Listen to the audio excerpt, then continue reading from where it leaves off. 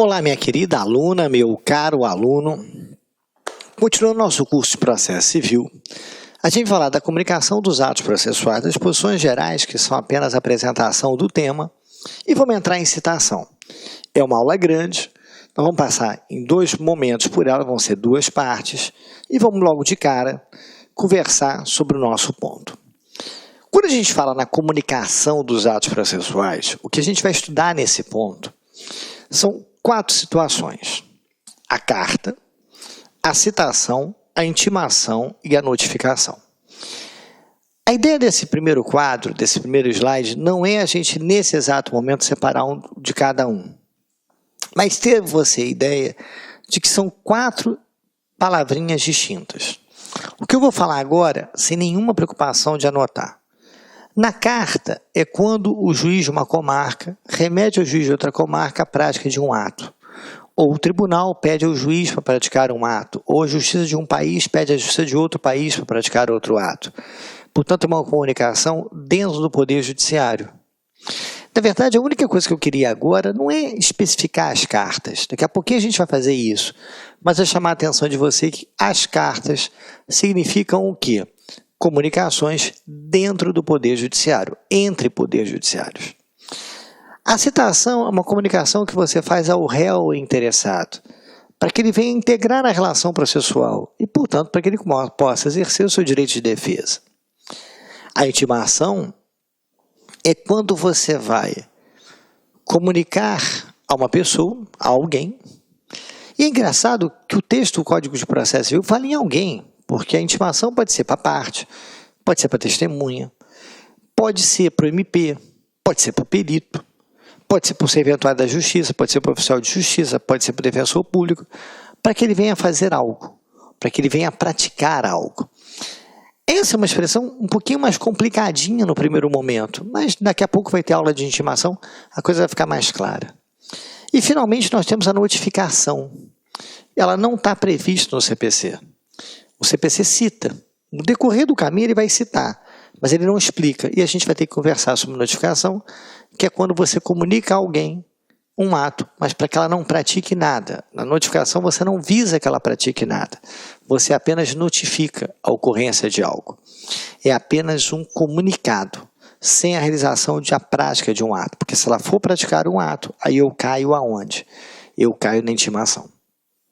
O que é importante é salientar que a carta vai ocorrer entre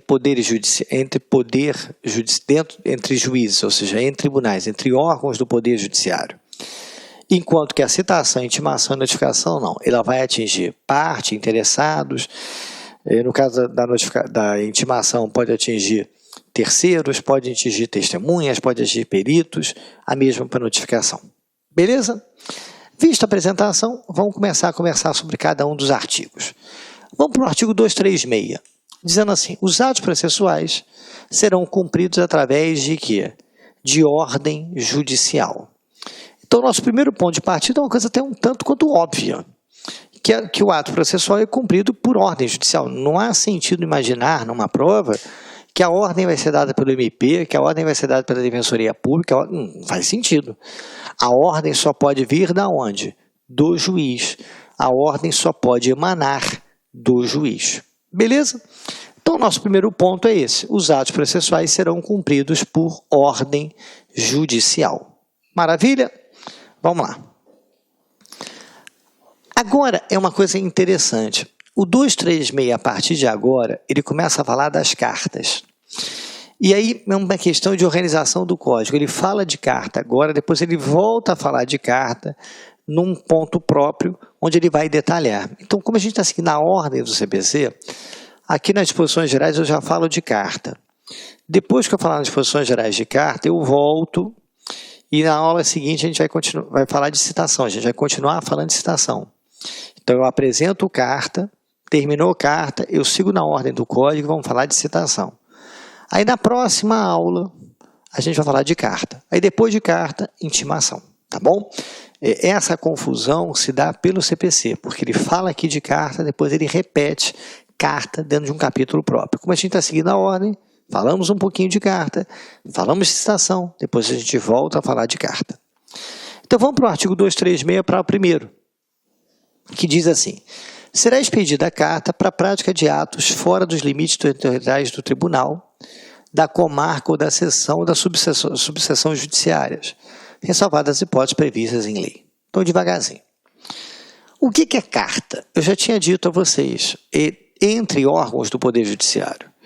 Então, quando um tribunal, um juiz de uma comarca, de uma seção judiciária ou de uma subseção, ele quer que um ato seja praticado aonde? Por um outro tribunal, por uma outra comarca, por uma outra seção ou por uma subseção. Então, por exemplo, o juiz de Campina Grande quer que uma citação, ou ele entende que uma citação tem que ser feita em Porto Alegre. Por quê? Porque são 5 réus no processo e um dos réus mora em Porto Alegre. Então, o juiz de Campina Grande envia uma carta para Porto Alegre. Isso é a carta. Você quer que o ato seja praticado em outro órgão do Poder Judiciário. Então, é de um órgão do Poder Judiciário para outro órgão do Poder Judiciário. Beleza? Vamos lá. Preste atenção aqui. Quais são as cartas que podem ser expedidas? Quando eu penso nas cartas, quais são as que podem ser expedidas? Eu tenho carta de ordem, eu tenho carta precatória, eu tenho carta rogatória, eu tenho carta arbitral. Vamos devagarzinho, se não quiser anotar não precisa, daqui a pouquinho vai aparecer um esquema para as cartas, tá bom? Mas já citando, eu tenho carta de ordem, carta precatória, carta rogatória, carta arbitral. Vamos falar da carta de ordem.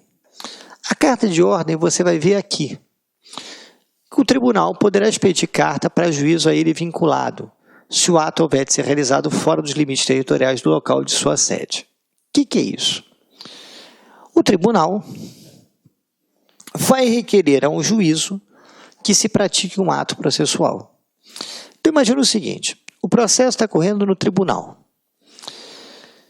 E o que o tribunal precisa? Que o juiz pratique um ato processual dentro desse processo. Exemplo, é um mandado de segurança que está aqui no tribunal.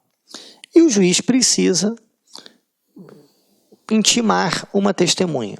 Ou melhor, testemunha não, porque não tem mandado de segurança, ficou um péssimo exemplo. O juiz precisa intimar um órgão público para que apresente informações. Então, o que o tribunal faz? Ele vai requerer ao juiz que faça essa intimação. Então, o tribunal requer ao juiz que peça aquele órgão para apresentar uma documentação, por exemplo, para apresentar um processo, para apresentar um documento e por aí vai. Então, vai do tribunal para o juízo. Isso a gente chama de quê? Carta de ordem. A carta de ordem tem sempre a ideia de uma hierarquia. A carta de ordem tem sempre a ideia de uma hierarquia. É o tribunal encaminhando ao juízo. É o tribunal encaminhando ao juízo.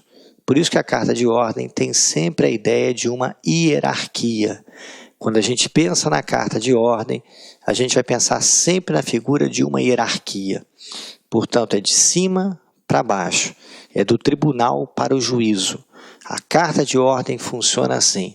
O tribunal requer ao juiz que se pratique um ato. Todas as demais cartas têm a ideia de ser horizontais. Você está entre juízes de mesma categoria, de mesmo nível. Na carta de ordem, não. A carta de ordem tem a ideia de uma verticalização. É do tribunal para o juízo, sempre de cima para baixo. É assim que funciona a carta de ordem. Beleza? Vamos continuar. Cada vez mais, como você está vendo no processo, a ideia é dar uma dinâmica ao processo. Como é uma dinâmica ao processo, a ideia é de que os atos processuais eles podem ser praticados como? Os atos processuais podem ser praticados por videoconferência ou qualquer outro recurso tecnológico de transmissão de som e imagem. Então, cada vez mais a ideia é de que você pode praticar atos processuais por videoconferência, você pode praticar atos processuais por recurso tecnológico de som e imagem, sempre em tempo real. Se aquilo pode ser feito em tempo real, você vai usar. Então, se durante muito tempo se rejeitava ou tinha-se medo tinha esse receio do uso de tecnologia no processo, isso desaparece com o novo CPC. O novo CPC consagra que os atos processuais podem ser praticados tranquilamente através de meios tecnológicos, videoconferência, qualquer outro meio em que você consiga o quê? Em que você consiga detectar com precisão que você está em tempo real, então você está em comunicação direta entre as pessoas.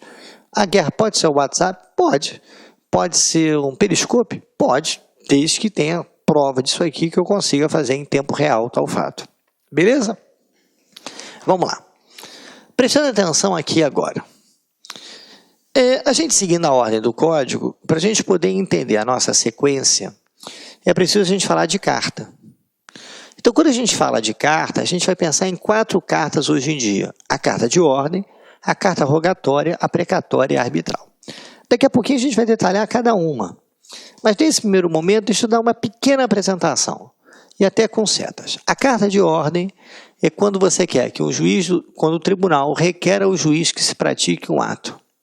Sempre de cima para baixo. Então, o tribunal vai requerer que o juiz se pratique um ato. Essa é a carta de ordem. O que é a carta rogatória?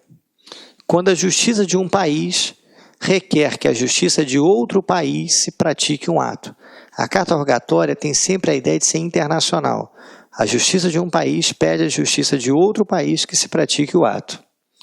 O que é carta precatória?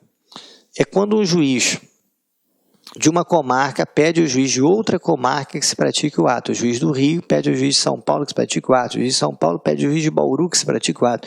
O juiz de Bauru pede ao juiz de Ribeirão Preto que se pratique o ato. Carta precatória. E a carta arbitral é uma coisinha que a gente vai ver, é uma novidade, que é justamente quando o árbitro requer que o juiz se pratique um ato. Então, é da arbitragem para o juiz. Não deixa de ser num sentido também horizontal. Beleza? Então, a verticalização só tem na carta de ordem. A ideia da verticalização só há na carta de ordem. Beleza? Então, vamos lá. Quando é que a carta de ordem vai ser expedida? Como a gente já falou, essa a gente já conversou até em figurinhas, quando o tribunal pede ao juiz que se pratique um ato, sempre de cima para baixo. Então, o tribunal vem, requer ao juiz que se pratique um ato. Beleza? Agora, temos ainda quando? Carta rogatória. Então, carta rogatória seria assim: a justiça brasileira pede à justiça francesa que se pratique um ato. Como assim, Guerra? A carta rogatória, ela é sempre entre estados estrangeiros. Então, é quando a justiça brasileira pede à justiça estrangeira que se pratique um ato. Então, é sempre para fora do país. Então, a justiça do Brasil pede à justiça francesa. Mas toma cuidado, porque eu posso ter carta rogatória nesse sentido, mas eu posso ter no sentido contrário, que seria a justiça estrangeira, a italiana, por exemplo, pedindo à justiça brasileira que se pratique um ato. Então, a carta rogatória é sempre para o exterior. Ou o Brasil envia para o exterior, ou o exterior envia para o Brasil. Beleza? Vamos seguir? Olá, meus amigos, minhas amigas. Olha só, você que está estudando para o concurso aí do Tribunal de Justiça do Estado do Paraná, uma grande oportunidade para quem almeja, para quem deseja o seu tão sonhado cargo público. Nós aqui do Lá Concurso preparamos... De novo. Olá, meus amigos, minhas amigas, você aí que está estudando para o concurso do Tribunal de Justiça do Estado do Paraná, nós aqui do Lá Concurso vamos ajudar na sua caminhada. Nós preparamos um super curso online, 100% online, um curso muito competitivo, com professores top de linha, como você assistiu essa pequena aula aí, a pequena demonstração da aula do professor. Olha só, nosso curso super competitivo 2017, atenção, custa apenas 10 mensalidades de R$ 25,00, ok? 10 mensalidades de R$ 25,00. Hoje, nós temos mais de 200 horas de videoaulas para você. Que eu tenho certeza, se você seguir as nossas orientações pedagógicas, se você seguir o nosso personal coach, você vai chegar lá e conte conosco. Forte abraço, fica com Deus e espero vocês aqui no LAC Concurso. Tchau, tchau. Clique LAC.